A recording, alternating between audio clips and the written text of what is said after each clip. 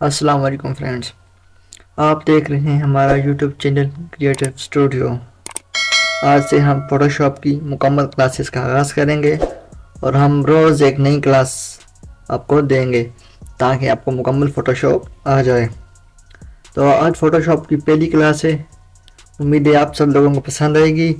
और जो लोग हमारे चैनल को देख रहे हैं उनसे रिक्वेस्ट है कि हमारे चैनल को सब्सक्राइब करें और वीडियो को लाइक करें।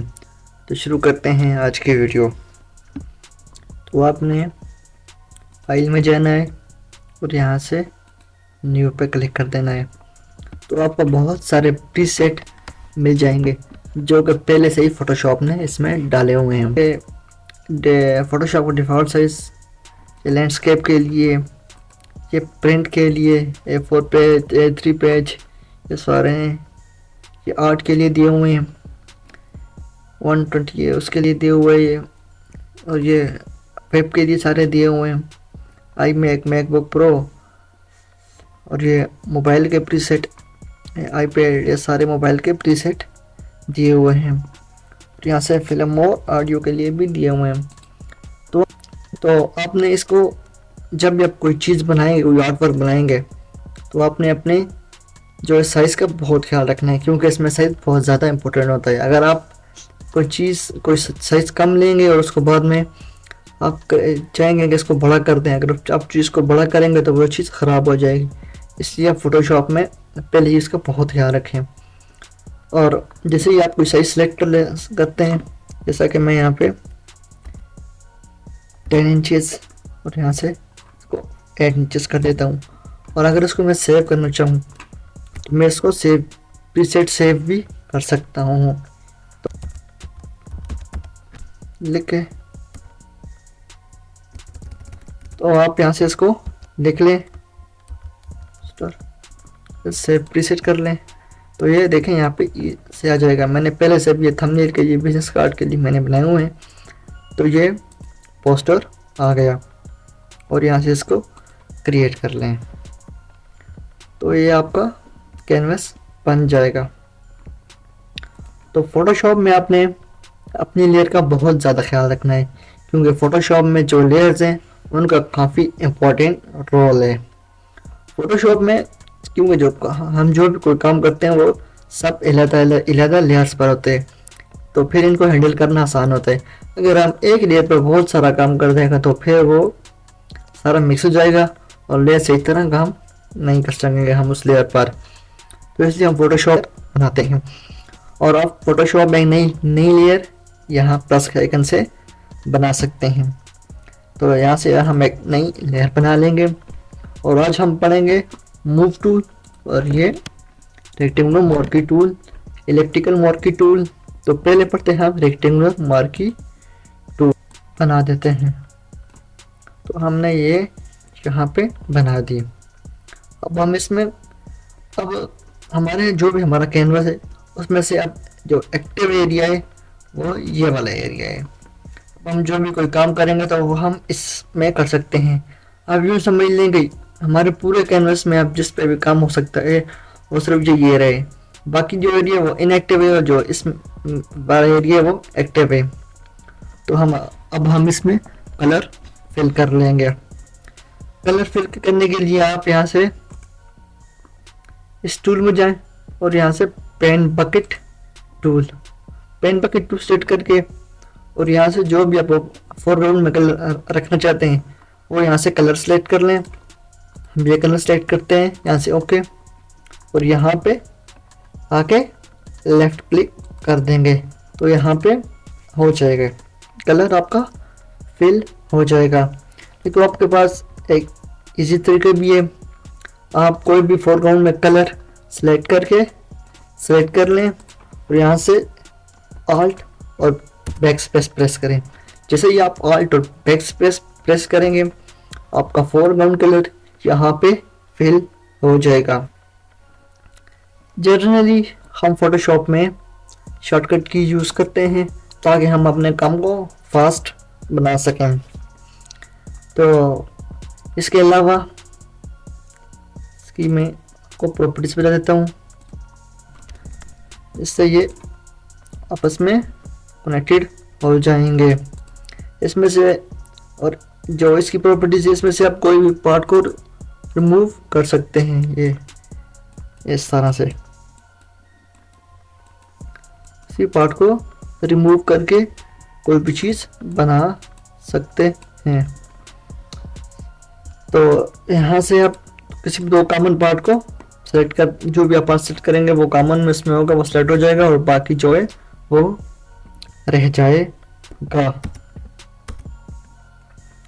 तो ये वही तरीका, या अगर आप कंट्रोल और बैकस्पेस प्रेस करेंगे तो जो आपका बैकग्राउंड कलर है वो आ जाएगा कंट्रोल और बैकस्पेस से, और आल्ट और बैकस्पेस से जो फोरग्राउंड कलर है वो आ जाएगा।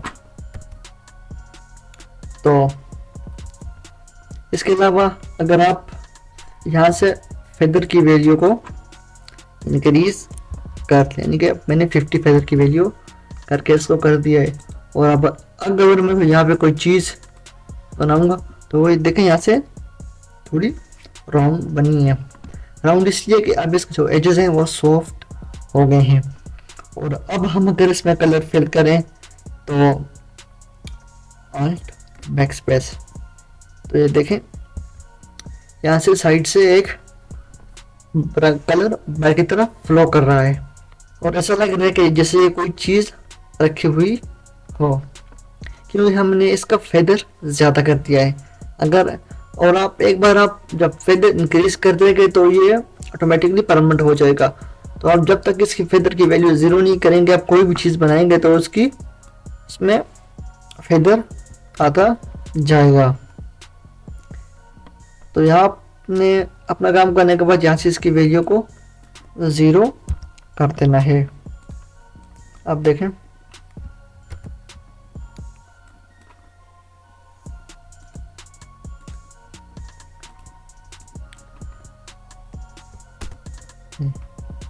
अब देखें ये नहीं हो रहा। और इसके बाद जो हमारा टूल है वो है मूव टूल। अब देखें हमने इसका सारा काम एक ही लेयर पे किया है, या अब हम मूव करेंगे तो ये सब एक साथ मूव हो जाएगा। अगर हम इसके बजाय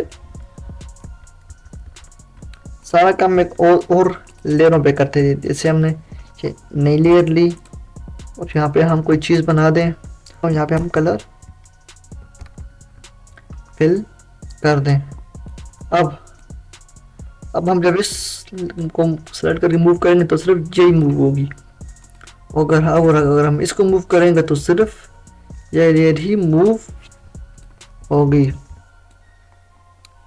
इसलिए मैंने आपको पहले भी कहा था कि आपने लेयर का बहुत ज़्यादा ही ख्याल रखना है। अब इसके बाद जो कि शॉर्टकट की यूज़ होती हैं फोटोशॉप में, एक तो कंट्रोल प्लस जी है, जिससे आप अपनी कोई भी काम किया उसको अंडू कर सकते हैं, या आपका कोई भी स्टेप गलत हो गया और आप कहते हैं कि स्टेप को खत्म कर दो, आप सिंपली कंट्रोल प्लस जी प्रेस करें तो वो वापस आ जाएगी। इसके अलावा यहाँ से इलेप्टिकल, ये भी उस तरह काम करता है, वही आल्ट बैकस्पेस, इसमें से कलर हो जाएगा। और अगर आप यहाँ पे देखें तो यहाँ पे सिलेक्शन आई हुई है, तो आप सिलेक्शन को किस तरह खत्म करें, आप सिंपली कंट्रोल डी पर डिसलेक्ट, आप कंट्रोल डी प्रेस करेंगे तो ये यहाँ से ख़त्म हो जाएगा और यहाँ से एक बॉल टाइप चीज़ बन जाएगी। और फेदर के लिए मैं आपको एक चीज़ बता रहा हूँ, आपको भी अपनी इमेज सेलेक्ट कर लें, इस पर फेदर अप्लाई करके आपको बताते हैं। जैसे कि हमने ये पिक्चर, तो ये पिक्चर है, तो अब हम इस पर फेदर अप्लाई करते हैं। आपने पिक्चर सेलेक्ट कर लेनी है और यहाँ से जितना आपको चाहिए इसको सेलेक्ट। तो फेदर देने के लिए आपको पता है कि सबसे पहले यहाँ पे फेदर की वैल्यू सेट करते हैं, क्योंकि ये पिक्चर बहुत ज़्यादा हाई रेजोल्यूशन की है तो हम इस पर ज़्यादा फेदर देंगे। यहाँ मेरे ध्यान में 150 इस पे दे दें और यहाँ से हम इसको इस पे अप्लाई कर दें और यहाँ पे हम इसको कर देंगे और फिर हम यहाँ से इसको सिलेक्ट इनवर्स कर देंगे ताकि हम जो पिछले वाला पार्ट है उसमें हो। फिर वही Alt और बैकस्पेस प्रेस करेंगे, लेयर को सिलेक्ट करके Alt और बैकस्पेस प्रेस करेंगे। यहाँ से इसको फिर कंट्रोल डी सिलेक्ट। देखें कितना मजे का इफेक्ट पिक्चर पे हो गए हैं। वैसे पिक्चर कितनी अट्रैक्टिव लग रही है।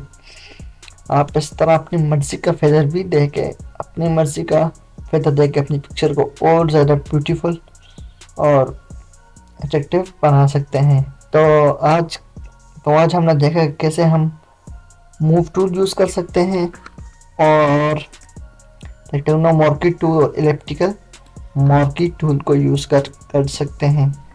यहीं तक था हमारा सफ़र। अब मिलते हैं नेक्स्ट वीडियो में। और जिन्होंने अब तक हमारे चैनल को सब्सक्राइब नहीं किया तो उनसे रिक्वेस्ट है कि प्लीज़ हमारे चैनल को सब्सक्राइब करें, वीडियो को लाइक करें और अगर वीडियो पसंद आई हो तो दोस्तों के साथ शेयर करें।